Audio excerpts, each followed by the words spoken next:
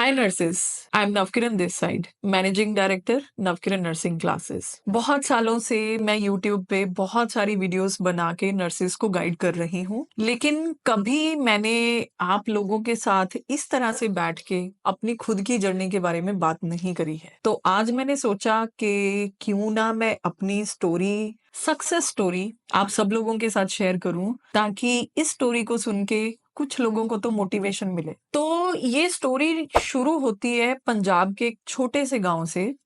मेरा गांव जो है वो फतेहगढ़ साहिब डिस्ट्रिक्ट है, उसके पास पड़ता है। Fatehgarh Sahib itself is a very small town in Punjab. तो जब से मैं छोटी बच्ची थी तब से मेरे मन में, मतलब I was a very enthusiastic child. एक होता है ना कि कुछ जो बच्चे होते हैं वो एक्टिव कम होते हैं, कुछ बहुत एक्टिव होते हैं, तो मैं बहुत एक्टिव बच्चों में थी। वही रीजन था कि 2.5 इयर्स की एज में मेरा एक मेजर एक्सीडेंट हुआ, बट बाय गॉड्स ग्रेस मैं बच गई। चलिए, इसके बाद बड़ी हुई, मम्मी पापा ने मुझे स्कूल में भेजा। वो स्कूल हमारे एरिया का अच्छा स्कूल था। एक्चुअली आपकी स्कूलिंग से ही बहुत कुछ डिसाइड हो जाता है कि कल को आप अपनी लाइफ में क्या करेंगे। My mother was actually a graduate, she is a graduate, उन्होंने बीए कर रखी है। My father is a post graduate, उन्होंने एमए कर रखी है। उस टाइम में बीए एमए का बहुत मतलब ऐसे था कि बहुत हायर स्टडी कर रखी है। तो मेरी मदर को हमेशा से ये था कि बेटी को इंडिपेंडेंट बनाना है, she should get good education. उसको सपोर्ट करने के लिए they have sent me to the best school in our town. तो मैं उस स्कूल में 14 ईयर्स तक पढ़ी। उसी स्कूल में जब मैं 11th स्टैंडर्ड में थी तो फर्स्ट टाइम हमारे स्कूल में इलेक्शंस हुए। राइट, मैं एक्टिव तो थी ही अपनी क्लास में। मैं 6th स्टैंडर्ड से फर्स्ट सेकंड थर्ड मेरी पोजीशन आनी स्टार्ट हो गई थी, 5th स्टैंडर्ड से। तो 5th स्टैंडर्ड से लेके 12th स्टैंडर्ड तक मैं लगातार किसी ना किसी पोजीशन पे रहती थी अपनी क्लास में। 11th स्टैंडर्ड में आके मैंने मेडिकल लिया और 11th स्टैंडर्ड में इलेक्शंस हुए स्कूल में। मतलब इलेक्शंस अनाउंस करे थे कि हेड गर्ल बनाना है किसी को और किसी को हेड बॉय जो है वो बनाना है स्कूल का। तो इलेक्शन किसी वजह से कैंसिल हो गया, हालांकि मैंने बहुत सारे बच्चों को रेडी कर लिया था कि आप मुझे इलेक्ट करें, क्योंकि लीडरशिप क्वालिटीज थी मेरे में शुरू से।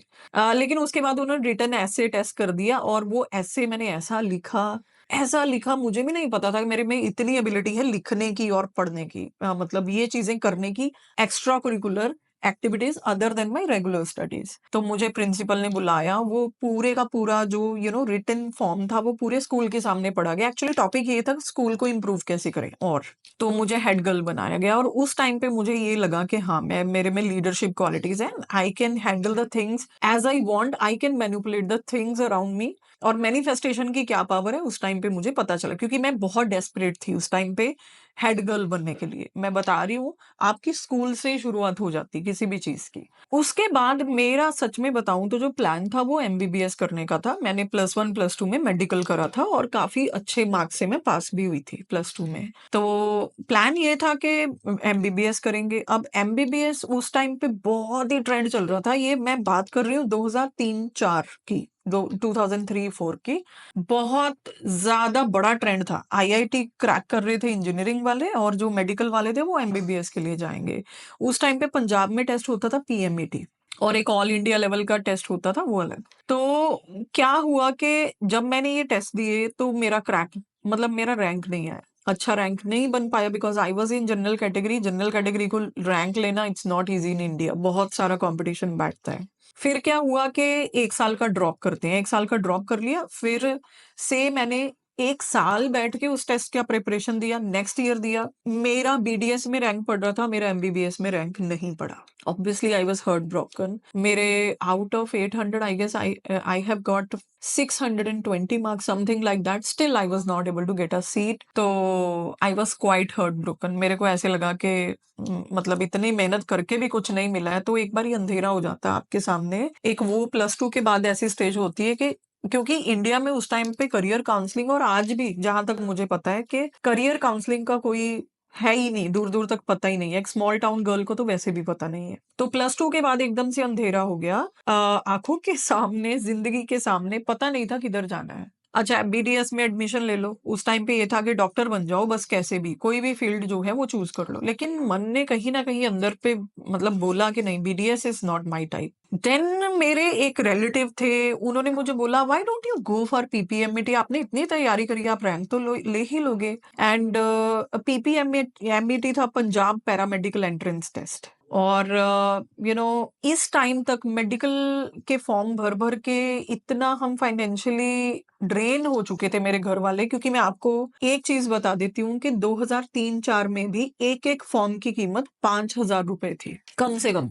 अगर आप ऑल इंडिया लेवल का भरते हो तो इससे भी कॉस्टली था। पंजाब लेवल का 5,000 और 5,500 2003-4 में ये अच्छा खासा अमाउंट था for the middle class family. तो फिर भी चलो, मेरे ना पापा घर पे नहीं थे एक दिन। I think he was, because he was doing his some business, तो ही वाज समवेयर आउटसाइड। और लास्ट डेट थी वो पीपीएमईटी फॉर्म की। और मेरी मम्मी ने न्यूज़पेपर में उस टाइम पे न्यूज़पेपर ही एक मीडियम होता था, सोशल मीडिया बहुत ज्यादा नहीं था, तो न्यूज़पेपर उठा के देखा तो लास्ट ही डेट थी उस फॉर्म की, नेक्स्ट डे, और भर के भेजना था। पापा तो इतनी जल्दी आते नहीं, तो मम्मी को ये था कि किस तरह से, और 5,000 5,500 रुपीज आप कहाँ से लेके आओगे एकदम से ना। She sold her ring, I still remember, she sold her ring to get that money. And वो मनी से हमने वो फॉर्म खरीदा। उस टाइम पे आप पोस्ट ऑफिस में जाके फॉर्म्स खरीदते थे। उस टाइम पे ये फैसिलिटीज नहीं थी कि आप ऑनलाइन भर देंगे और डाउनलोड कर लेंगे। हमने पोस्ट ऑफिस से खरीदा, और कुछ ऐसा पोस्ट होता है, आई थिंक स्पीड पोस्ट होता है या कुछ तत्काल में होता है कि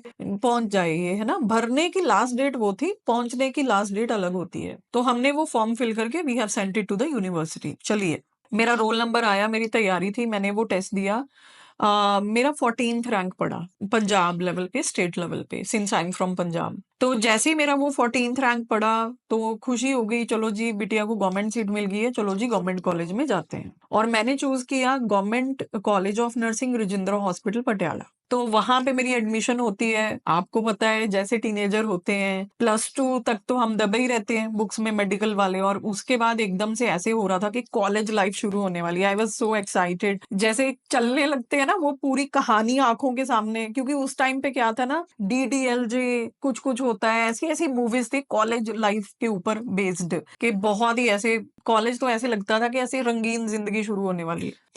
बहुत हंसी वाली बात आपको बताती हूँ। मैंने जिंदगी में फर्स्ट टाइम मेकअप किया, मैंने जिंदगी में फर्स्ट टाइम पार्लर गई मैं, और बहुत ही सज धज के मैं अपने कॉलेज में पहुंचती हूँ अच्छी खासी बढ़िया बन के। जैसे ही मैं कॉलेज के गेट में एंटर करती हूँ, वहां पे बड़ी बड़ी घास होती है। It was a government college, और एक पुरानी सड़ेली बिल्डिंग, बिल्कुल सड़ी हुई टूटने वाली बिल्डिंग सामने होती है, और एक गाय घास खा रही होती है उस प्रेमिसेस में, मेरे सामने। अगेन आई वॉज लाइक मैं कहाँ आ गई हूँ। क्योंकि जो मेडिकल कॉलेज है, मतलब एक इंटरेस्टिंग बात बताती हूँ, मुझे मेडिकल कॉलेज में जाना था, लेकिन मैं पहुंची कहाँ, नर्सिंग कॉलेज में, राइट। तो एक सड़क जाती है बीच में से, उसके राइट हैंड साइड में मेडिकल कॉलेज है, उसके लेफ्ट हैंड साइड में हॉस्पिटल एंड नर्सिंग कॉलेज है। तो मुझे रोड के राइट साइड में जाना था, मुझे रोड के लेफ्ट साइड में नहीं जाना था। लेकिन किस्मत ने मुझे रोड के लेफ्ट साइड में लाके खड़ा कर दिया था। और वो कॉलेज कॉलेज जैसा बिल्कुल नहीं लगता था, क्योंकि सच में वो कॉलेज की बिल्डिंग ही नहीं थी। वो एक हॉस्टल की 100 साल पुरानी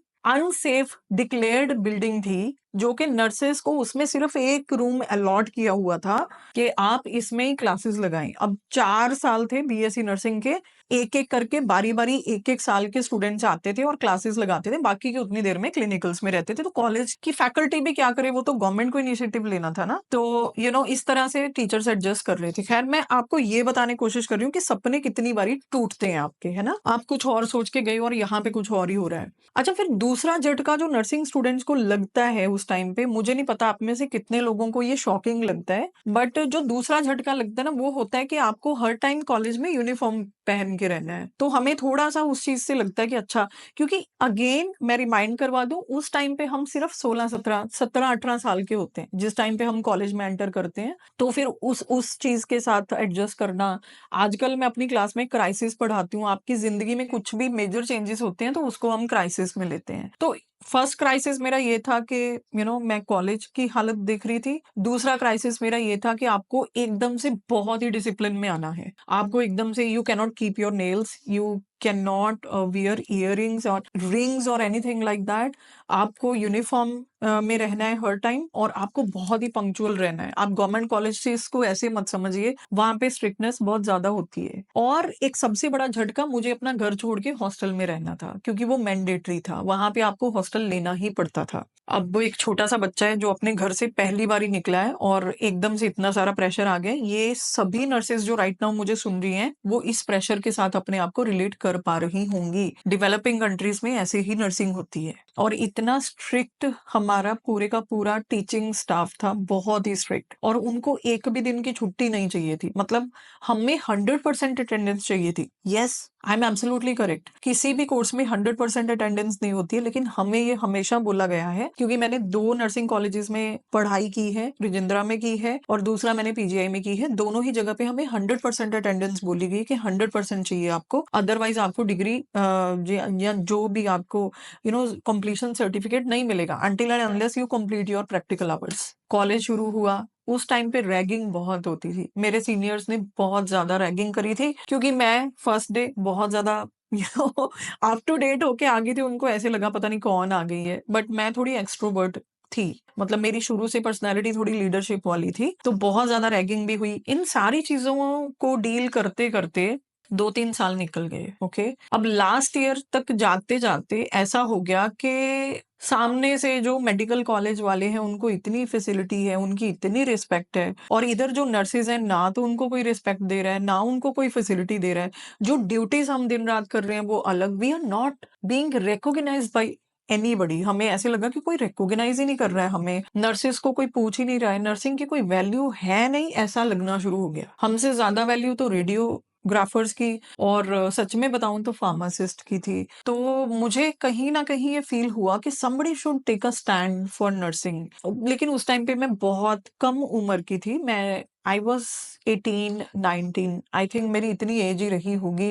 तो हमने ना एक बहुत बड़ा डिसीजन लिया। हमने ये सोचा कि हमें कॉलेज की बिल्डिंग चाहिए। अब वैसे तो टेक्निकली मेरा लास्ट ईयर था, मैं भी दूसरे लोगों की तरह ये सोच के निकल जाती कि मुझे क्या पड़ा है, राइट, मेरी डिग्री हो गई, आई शुड गो। नहीं, कहीं ना कहीं मैंने आपको बताया ना कि वैसे मैं कर्मा में भी बहुत बिलीव करती हूँ, और मैं इस चीज में डेस्टिनी में बहुत बिलीव करती हूँ। एवरीथिंग इज प्री डिसाइडेड, मैं इन चीजों में बहुत बिलीव करती हूँ। तो मुझे कहीं ना कहीं आज तक भी ये लगता है कि ऊपर वाले ने कोई ना कोई, हर एक प्रोफेशन में एक इंसान ऐसा जरूर भेजा होता है जो कि उस प्रोफेशन के लिए काम करता है। तो it was like a calling कि आप अपने प्रोफेशन के लिए कुछ करिए। देन हम लोगों ने नर्सिंग हिस्ट्री की सबसे बड़ी स्ट्राइक करी उस टाइम तक की, जो नर्सिंग स्टूडेंट्स की सबसे बड़ी स्ट्राइक होती है। कभी बैठ के उस स्ट्राइक के बारे में मैं डिटेल्स बताऊंगी, लेकिन अभी के लिए इतना बता देती हूँ कि वो इतनी बड़ी स्ट्राइक थी कि उस टाइम के जितने भी न्यूज़पेपर थे पंजाब में, उनके फ्रंट पेजेस पे हमारी न्यूज लगती थी। कितनी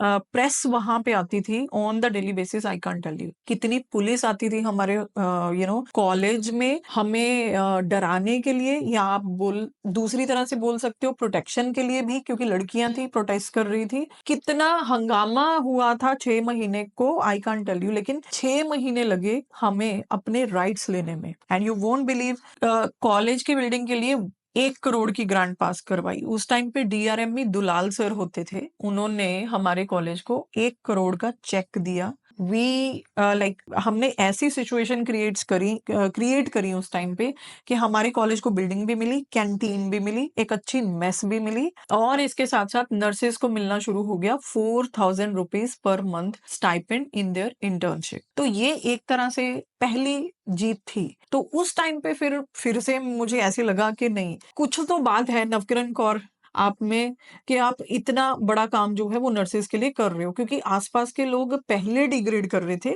जब स्ट्राइक शुरू हुई थी, लेकिन जब ये स्ट्राइक खत्म हुई और सबको उनके राइट्स मिले ना, फिर लोगों ने अप्रिशिएट करना शुरू किया। ये दुनिया हमेशा से ऐसे ही करती है। जब आप कोई काम शुरू करने लगते हो तो नोबडी अप्रिशिएट्स यू, लेकिन जिस दिन आप उसमें कामयाब हो जाते हो एवरीबडी अप्रिशिएट्स यू, क्योंकि वो रिजल्ट्स को मांगते हैं। वो हार्डवर्क के टाइम पे आपके साथ कोई नहीं खड़ा रहता। लेकिन फिर भी मेरा कॉलेज के जो स्टूडेंट्स थे वो तो खड़े थे।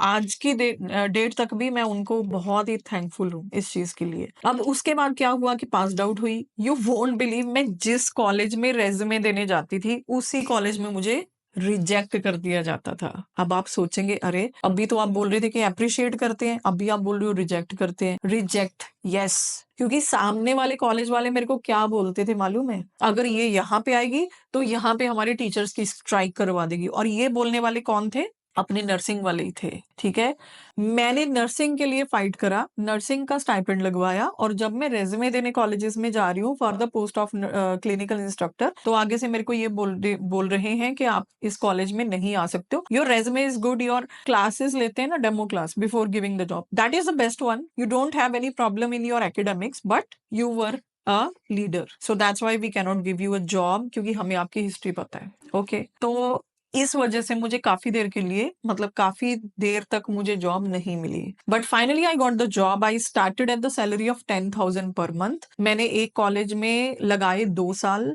और अब एक इंटरेस्टिंग मोड आया मेरे करियर में। एक्चुअली मेरे दिमाग ने कभी ये सोचा नहीं था कि मैं एम्स या पीजीआई में जा सकती हूँ। एक दिन मैं अपने स्टूडेंट्स को राजेंद्रा हॉस्पिटल पटियाला में, क्योंकि मेरा वो एरिया है ना, तो उसके आसपास में मुझे ऑब्वियसली जॉब मिली थी। तो मेरे प्राइवेट कॉलेज था, उसके स्टूडेंट्स राजेंद्रा हॉस्पिटल में प्रैक्टिस के लिए जाते थे, तो मैं वहां पे अपने एक स्टूडेंट को टीच कर रही थी। मतलब मेरे को टीचिंग का ना शुरू से बहुत पैशन है, तो मेरा टीचिंग का मेथड थोड़ा अलग ही रहता है, और मैं हमेशा ये कोशिश करती हूँ कि मेरे स्टूडेंट्स को अच्छे से समझ आए। तो एक इमरजेंसी डिपार्टमेंट में I was standing and there were 4-5 students around me and I was teaching them about a patient's condition. तो जैसे मैं उनको टीच कर रही थी ना, तो एक मतलब there was a doctor who was doing post graduation in that hospital. Sardar ji थे वो, and he was doing his post graduation there. तो उन्होंने ना मुझे बुलाया अपने डेस्क पे, and he said, what's your name ma'am?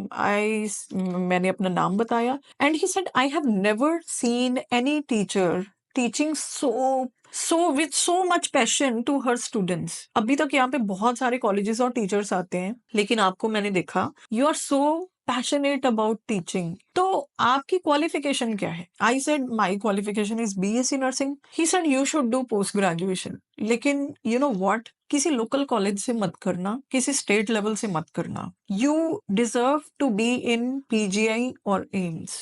सच में बताऊं, उस टाइम पे मैंने बहुत सीरियसली नहीं लिया। मुझे ऐसे लगा, मैं पीजीआई एम्स में कैसे पहुंच सकती हूँ? एक छोटे से गांव की लड़की हूँ, यहाँ तक पहुंची। एम्बिशन मर चुके थे ना 4 साल में, क्योंकि आपको उस तरह की रिकॉग्निशन नहीं मिली थी, एंड उसके बाद जॉब्स में ऐसे हुआ आपके साथ, तो आप थोड़ा सा डिमोटिवेट और डिग्रेड करते हो अपने आप को। This is quite natural. And ये यहाँ से इस बात का भी पता चलता है कि किसी की डिमोटिवेशन किसी को काफी नीचे तक भी लेके जा सकती है। तो आई वॉज लाइक, मेरा कैसे होगा? But again on the next day he kept motivating me, yes you can do it, just start preparing. PGI AIIMS में इंसान ही जाते हैं, ठीक है?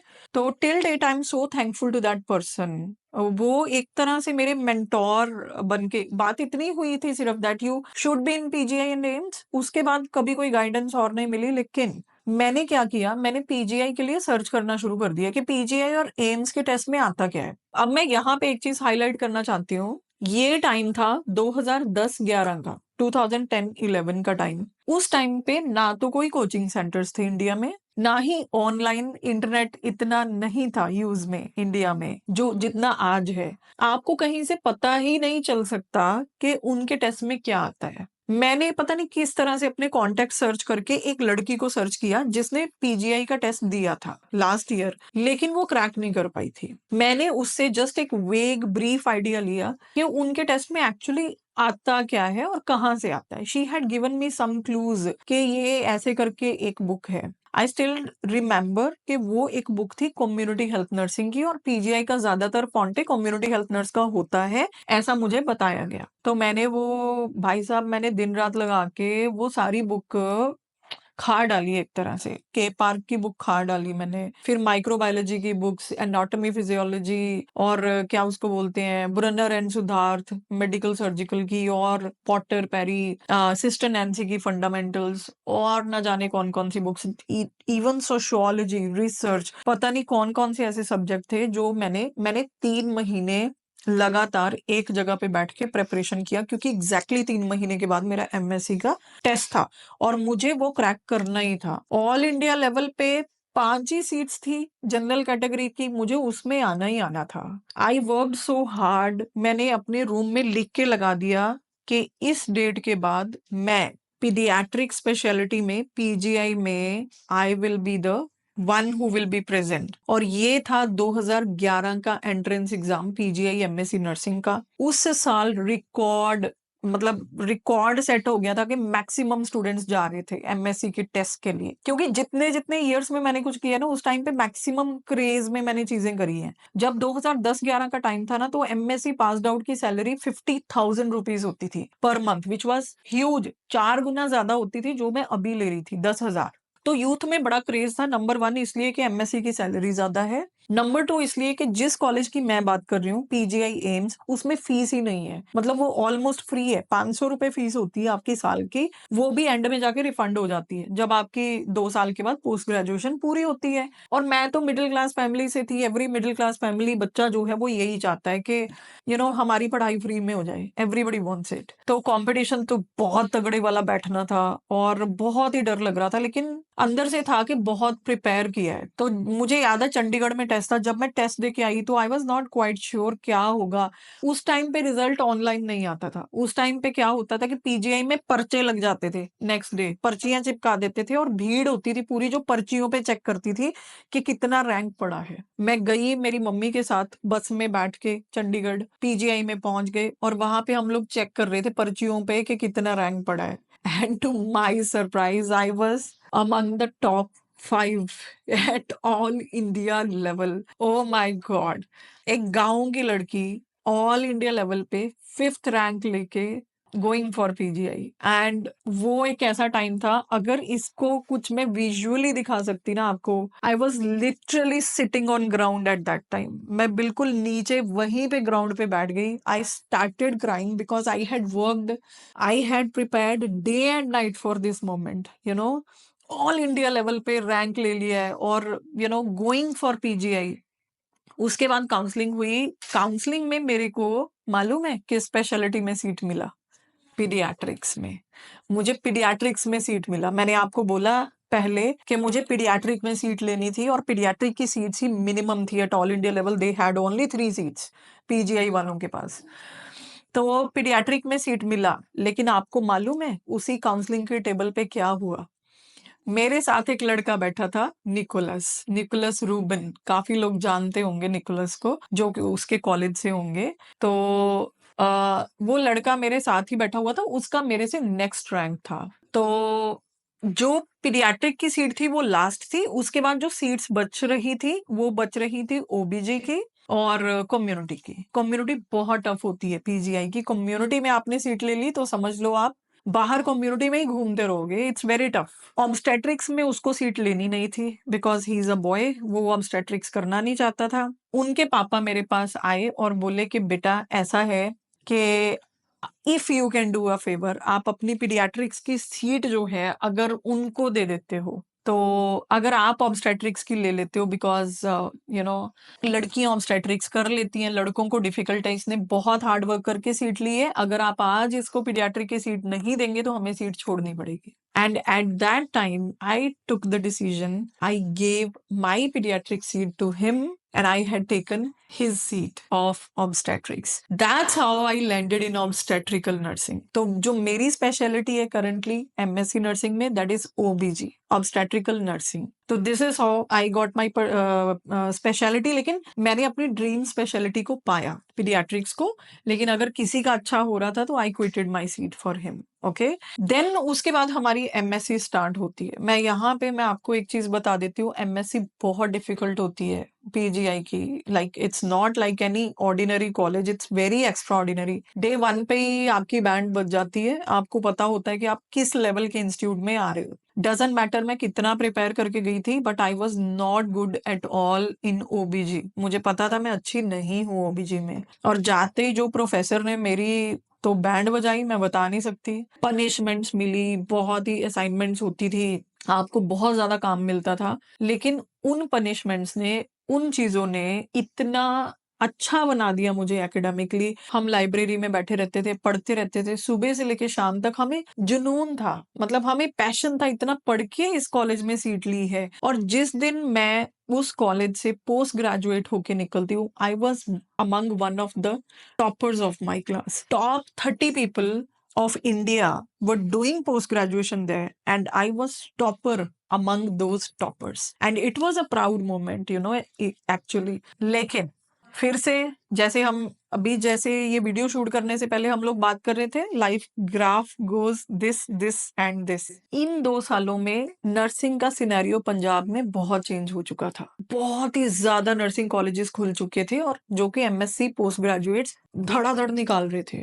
तो तब क्या हुआ ना, जो हाइप पीजीआई के पोस्ट ग्रेजुएट की आज से 2 साल पहले थी, वो अब नहीं थी। जैसे ही आप पीजीआई से पोस्ट ग्रेजुएट होके निकले हो, you have to distribute your resume. आपने अपने रेज्यूमे जो है वो जगह जगह पे डिस्ट्रीब्यूट करे। You are waiting for the job, call ही नहीं आ रही है जॉब के लिए। Nobody is calling me for the job. ऐसा कैसे हो गया यार, मैं तो पीजीआई से पोस्ट ग्रेजुएट हूँ, मैंने तो इतनी मेहनत करके एमएससी करी है, नहीं आ रही कॉल। और फिर उसी निकोलस की मुझे कॉल आती है कि Navkiran, do you want the job? और मैं बोलती हूँ यस आई डू। मुझे तो बहुत डेस्परेटली, क्योंकि घर वाले वेट करते हैं, आपका बच्चा 25-26 साल का हो चुका है, आप इतनी देर से उसको पढ़ा ही रहे हो, now you want her to get the job, right?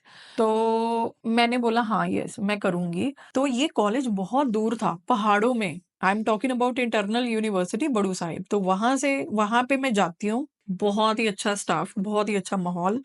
वहां पे जाके मैं इंटरव्यू देती हूँ, और फर्स्ट इंटरव्यू में ही, you won't believe, actually interview के बाद क्या होता है, I exactly show you what had happened. इस तरह से एक फॉर्म था, और मुझे वो फॉर्म दिया गया कि आप इसमें अपनी डिटेल्स भरो, और इसमें जरा नीचे कॉलम था नहीं उसमें, उन्होंने जस्ट बोला कि इसके नीचे लिख दीजिए कि आप कितनी सैलरी हमसे एक्सपेक्ट करते हैं। ठीक है, उन्होंने ऐसे फॉर्म मेरे आगे कर दिया। मैंने पूरा फॉर्म भरा, और आपको मालूम है मेरे दिमाग में ये अटका हुआ था कि मुझे 50,000 सैलरी लेनी है महीने की, क्योंकि जब मैंने एडमिशन लिया था पीजीआई में, तब 50,000 सैलरी चल रही थी एमएससी नर्सिंग की। तो मैंने उस फॉर्म में लिख दिया 50,000। और क्योंकि वो बहुत दूर है कॉलेज ना, तो वो उसी दिन डिसीजन देते हैं इंटरव्यू का। तो there and then, after discussion with their board members and all, उन्होंने बोला yes we will pay you 50,000, right? तो वहां पे मेरी 50,000 रुपीज में जॉब लगी 2013 में। और सबसे बड़ी बात पता क्या थी, जो मेरे से पहले रिक्रूट हुए थे, मेरे सीनियर्स भी थे उसी कॉलेज में, तो जो मेरे से पहले रिक्रूट हुए थे, उनकी 40,000 सैलरी थी, लेकिन मुझे कितनी दी गई? 50,000। पता क्यों?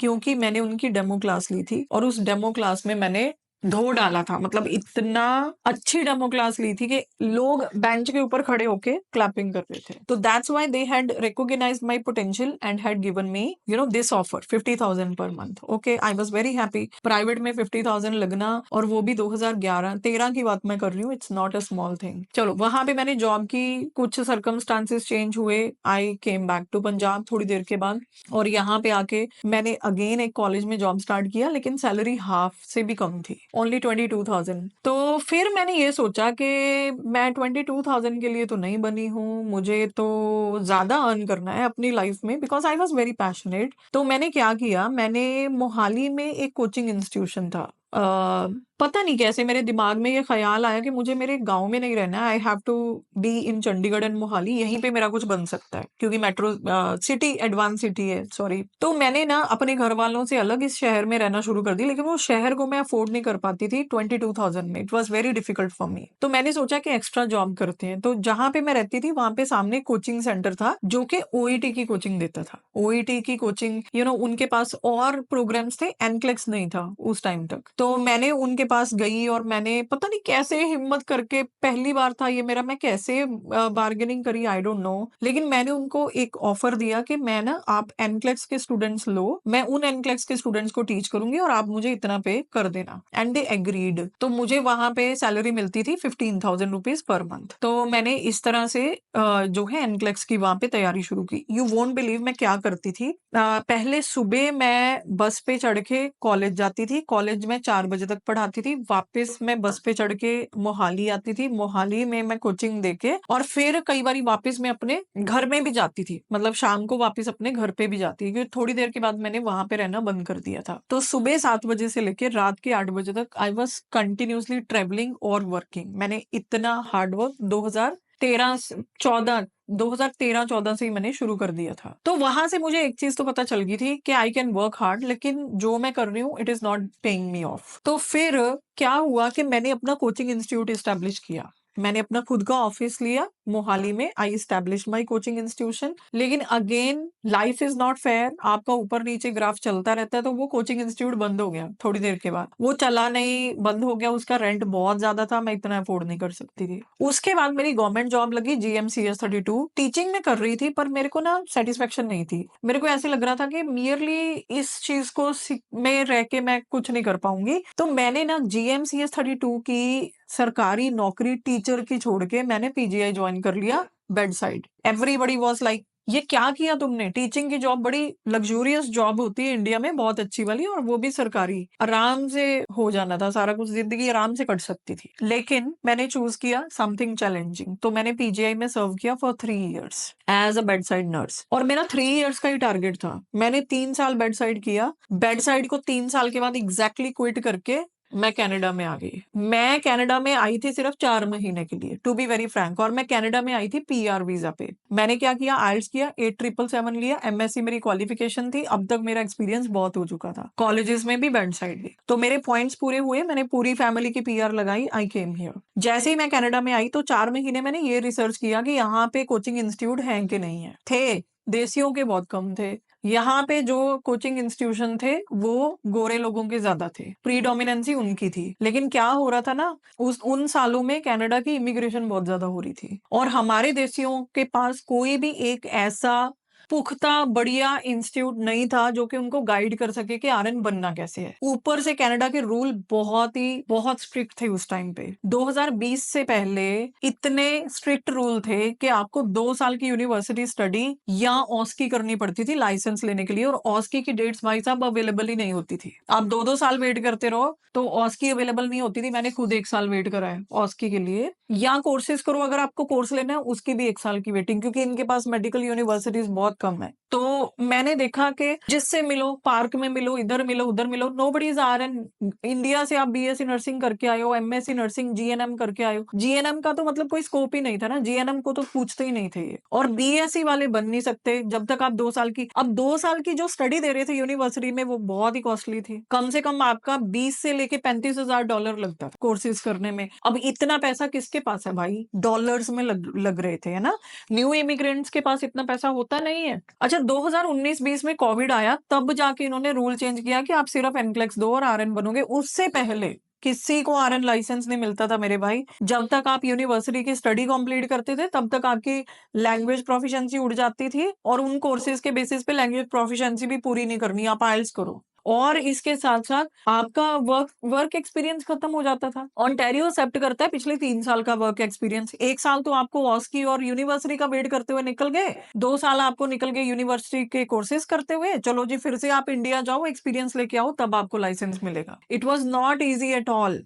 तब मैंने एक वीडियो बनाई सबसे पहले यूट्यूब के ऊपर, how to become an RN in Canada. आज भी आप मेरे वीडियो सेक्शन में सबसे नीचे जाके देखेंगे, सफेद सूट मैंने पहना हुआ है, and I made that video for the nurses जो कनाडा में है। तो उससे मुझे बहुत बूस्ट मिला, बहुत लोगों ने अप्रिशिएट किया। Nobody was making videos in Hindi to tell people कैसे बने कनाडा में RN, क्योंकि मैं उन चीजों से सफर कर रही थी। तो मैंने सोचा कि इस चीज पे वीडियो बनाते हैं। मैंने वो वीडियो डाली, it went into few thousand views, और मेरे धीरे धीरे फॉलोअर जो है, सब्सक्राइबर बढ़ने शुरू हुए यूट्यूब पे। फिर धीरे धीरे मैंने बताया CPNRE के बारे में, धीरे धीरे मैंने NCLEX के RN के बारे में बताना शुरू किया, IELTS और लैंग्वेज प्रोफिशिएंसी कैसे होगी। कहने का मतलब सब लोगों को काउंसलिंग देना शुरू किया, और मैंने 1 साल तक नर्सेज को फ्री काउंसलिंग दिया। किसी की भी कॉल आ जाए, चाहे मेरा आधा घंटा लगे, चाहे मेरा 1 घंटा लगे, मैंने इतने लोगों की हेल्प की है पूरे 1 साल तक। लेकिन जब वो चीजें आउट ऑफ हैंड होने लगी ना, क्योंकि एक इंसान अकेला कुछ नहीं कर सकता,